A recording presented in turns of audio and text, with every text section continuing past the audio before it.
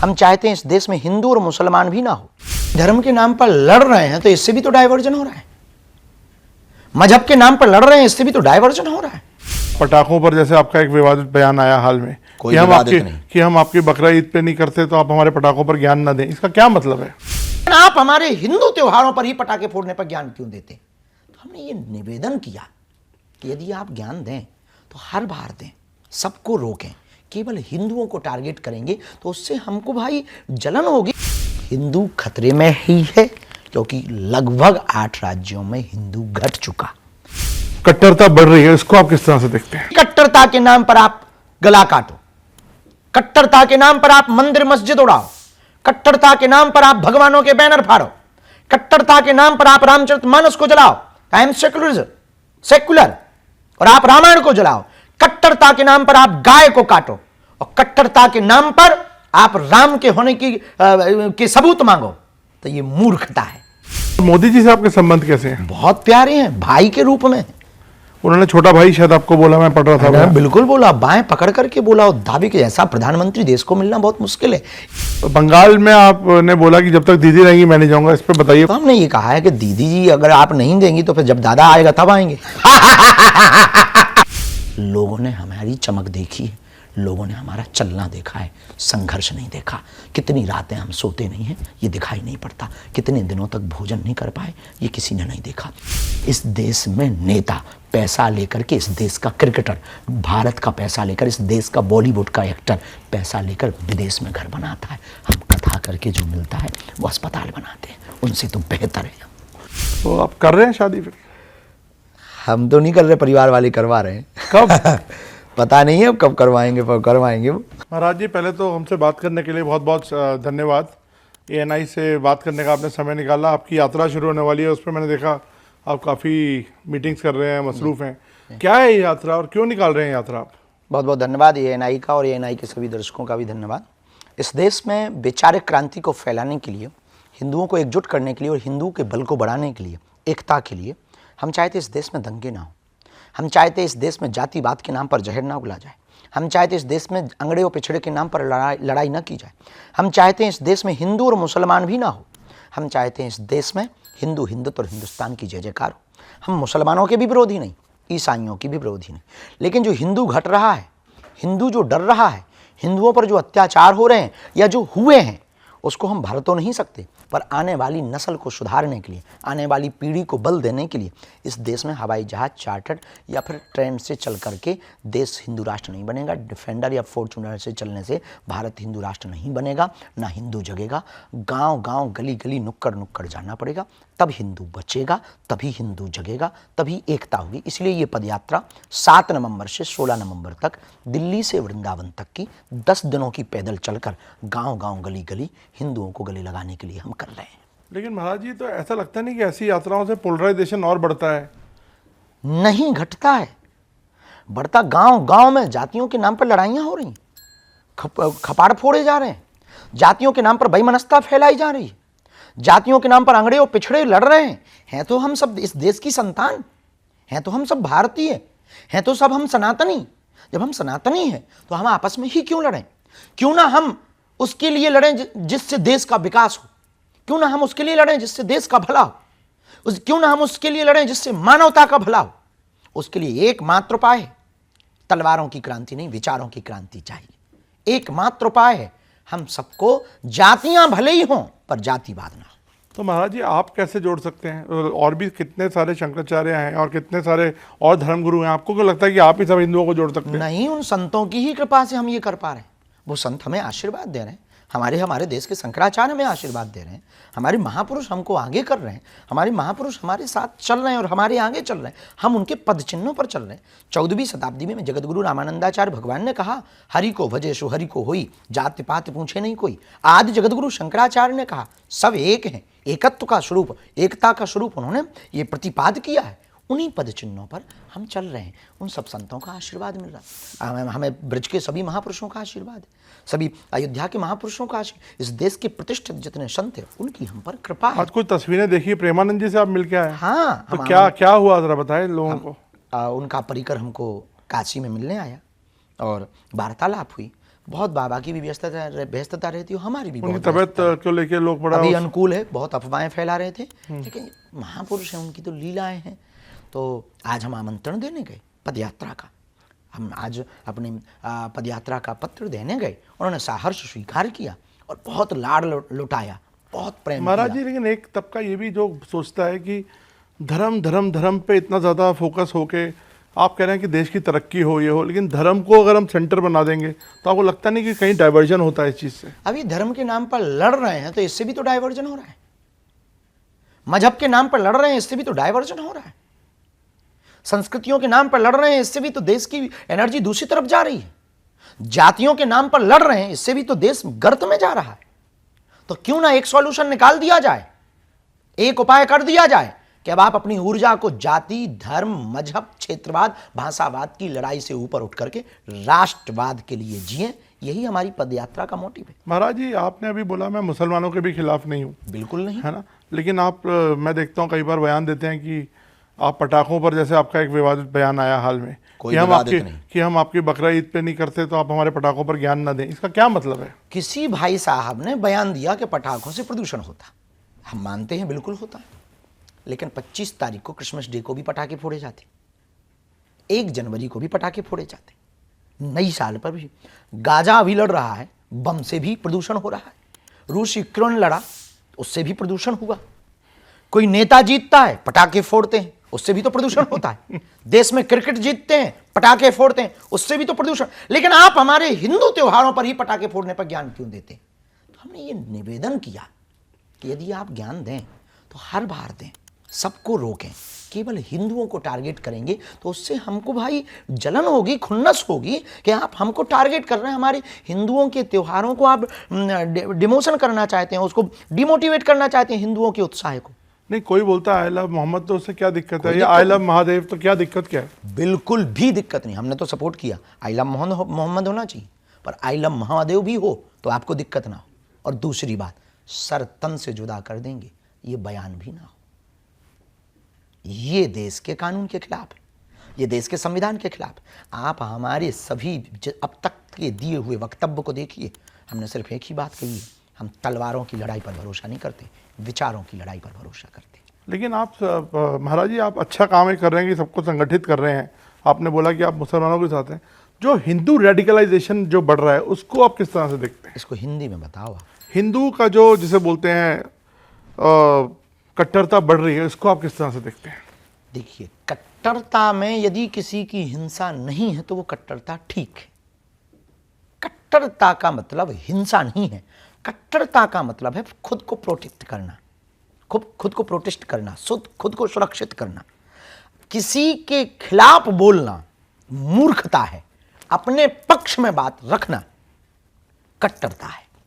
लेकिन यदि कट्टरता के नाम पर आप गला काटो, कट्टरता के नाम पर आप मंदिर मस्जिद उड़ाओ, कट्टरता के नाम पर आप भगवानों के बैनर फाड़ो, कट्टरता के नाम पर आप रामचरितमानस को जलाओ, आई एम सेक्युलर, और आप रामायण को जलाओ, कट्टरता के नाम पर आप गाय को काटो, और कट्टरता के नाम पर आप राम के होने की सबूत मांगो, तो ये मूर्खता है। ये कट्टरता नहीं है, ये मूर्खता है। कट्टरता का मतलब है खुद को सुरक्षित करना, कट्टरता का मतलब है अपनी संस्कृति का प्रचार करना। और ये संविधान का लॉ है कि आप अपनी संस्कृति, अपने सनातन, अपनी जो भी आपका मानने की परंपरा है, उसका प्रचार प्रसार स्वतंत्र रूप से कर सकते, यही कट्टरता है।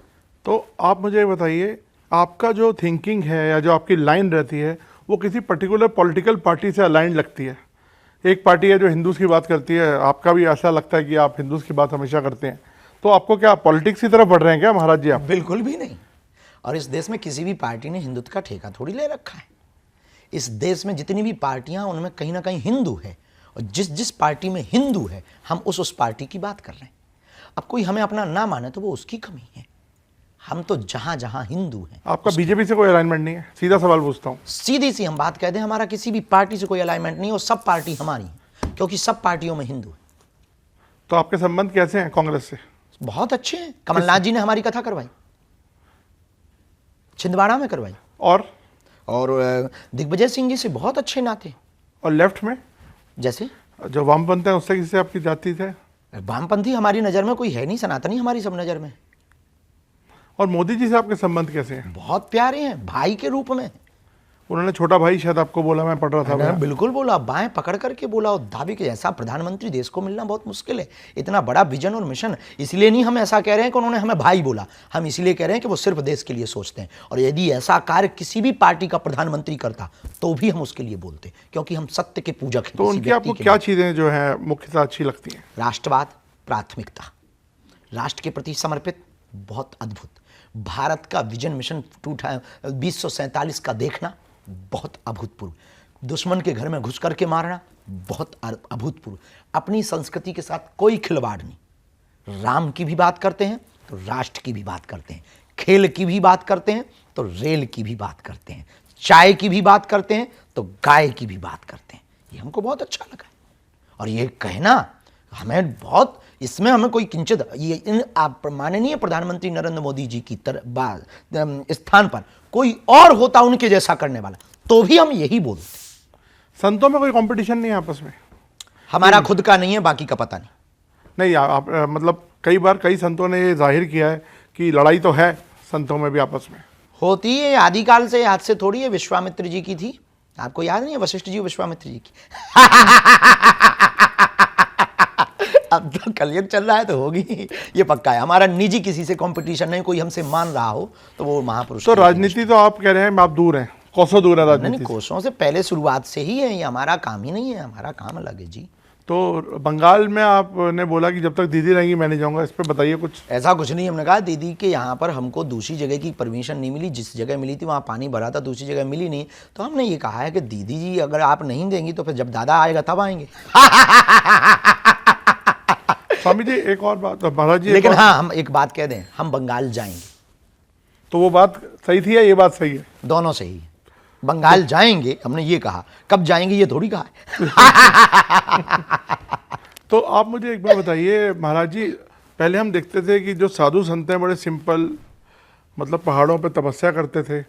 अब आपको हम देखते हैं आप प्राइवेट जेट में घूमते हैं, बड़ी बड़ी शादियों में जाते हैं। अंबानी की शादी में शायद आपको हमने देखा। बिल्कुल गए। तो ये शिफ्ट क्यों हो रहा है?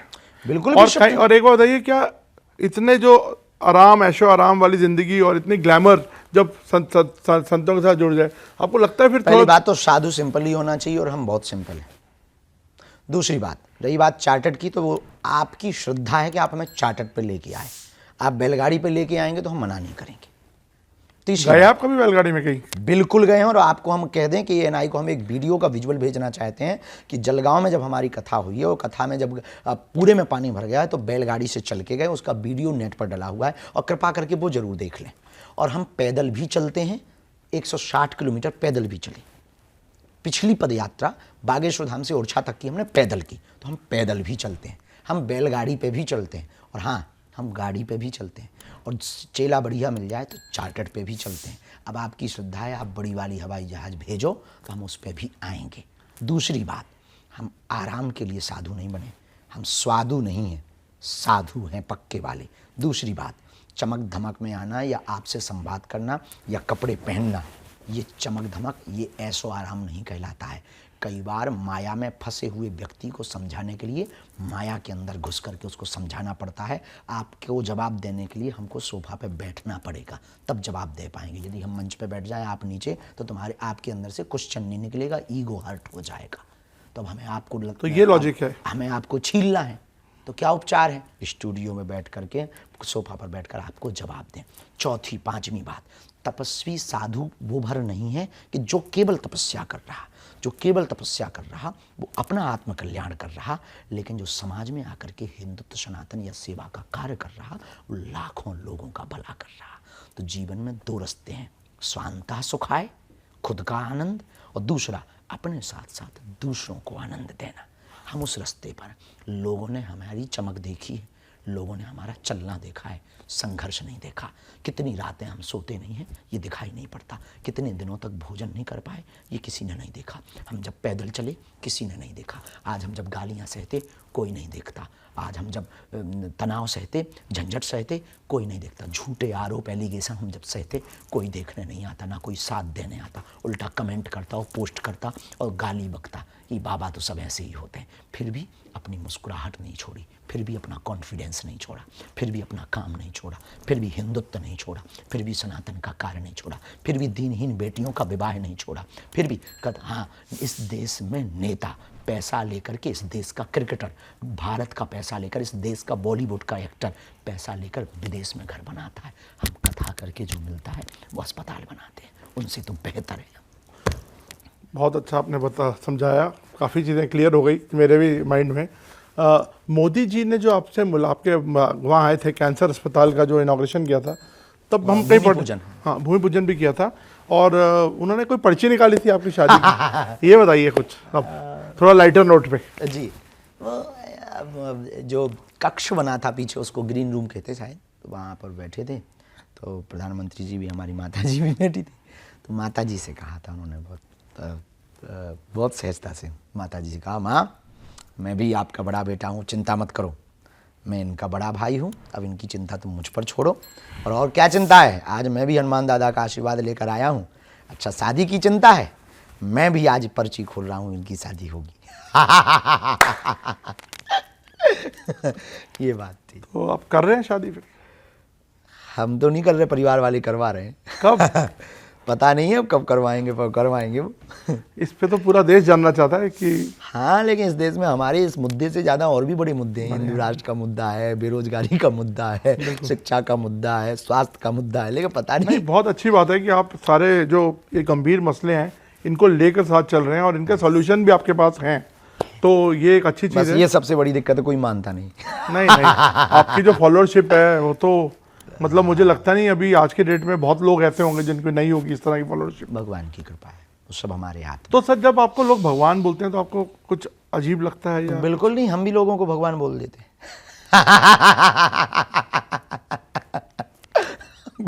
क्योंकि हम भगवान है नहीं, इसलिए अजीब नहीं लगता हमको। तो मैं आखिरी की तरफ आ रहा हूँ क्योंकि समय आपके पास कम है। सर, हिंदू संगठित रहना, हिंदू राष्ट्र बनाना, लेकिन हिंदू, अगर हम एक तरह से सोचें, हिंदू खतरे में कहाँ है? और ये कंट्री तो एक सेकुलर कंट्री है ना, मतलब इसमें कोई डेमोग्राफी जो है यहाँ की, तो वो तो सब मतलब एक तरह से देखा जाए तो मिक्स ही है ना सर। हिंदू सेकुलर कंट्री नहीं है, बनाई हुई है। नंबर 2, हिंदू खतरे में ही है क्योंकि लगभग 8 राज्यों में हिंदू घट चुका। हिंदू खतरे में ही है, कोशी कला में सन 2012 में एक विशेष मजहब के व्यक्तियों के द्वारा हिंदू बेटियों को नंगा किया गया था। नंगा। हिंदू खतरे में ही है, नूह और मेवात में हिंदुओं को जलाया गया। हिंदू खतरे में ही है, बिट्टू बजरंगी जिसने यात्रा प्रारंभ की थी उसके भाई को जलाया गया। हिंदू खतरे में ही है, रामचरितमानस को सड़क पर जलाया गया। हिंदू खतरे में ही है, जम्मू कश्मीर से पलायन होकर के हिंदू भागे। हिंदू खतरे में ही है कि हिंदू पंजाब, हिंदू पश्चिम बंगाल, हिंदू केरल, हिंदू असम, हिंदू त्रिपुरा, हिंदू मेघालय में हिंदू होने पर गर्व नहीं कर पा रहा। हिंदू खतरे में ही है, संख्या हिंदू की घट रही है, वो 6 से 22% पहुंचने की कगार पर है और हम 90 से 80 के नीचे आ गए। मेरा आखिरी सवाल महाराज जी, ये क्रिकेट हमने आईपीएल सुना था, हमने इंटरनेशनल क्रिकेट भी सुना, ये सनातन लीग क्या है और आप बैटिंग करते दिखेंगे उसमें, ऐसा सुनने में आया। हमारे ज्येष्ठ भ्राता श्री धर्मरत्न पूज्य श्री शांति दूत देवकीनंदन ठाकुर जी के मन में एक विचार आया कि उन्होंने जो हमको दूरभाष पे बताया कि हम एक ऐसा कार्य करना चाह रहे हैं जो थोड़ा अलग हो और भीड़ बाढ़ और जो बहुत अभी त्रासदी हुई उससे प्रभावित लोग हैं उनके लिए हम कुछ करना चाह रहे हैं। हमने कहा आप आज्ञा करो, तो उन्होंने कहा कि एक क्रिकेट का आयोजन करेंगे और आप एक दिन के लिए आ जाना, कुछ घंटों के लिए आप आ जाना। हमने कहा सहज बस, बहुत अच्छी बात है, यदि कोई बाढ़ प्रभावित लोगों के लिए कोई उनके घर में भी दीपक जल सकें दिया के दिवाली का, और हमारे जाने से और ये कार्य करने से किसी का भला होता हो, तो खेल खेल में एक बहुत बड़ा रोल हो जाएगा।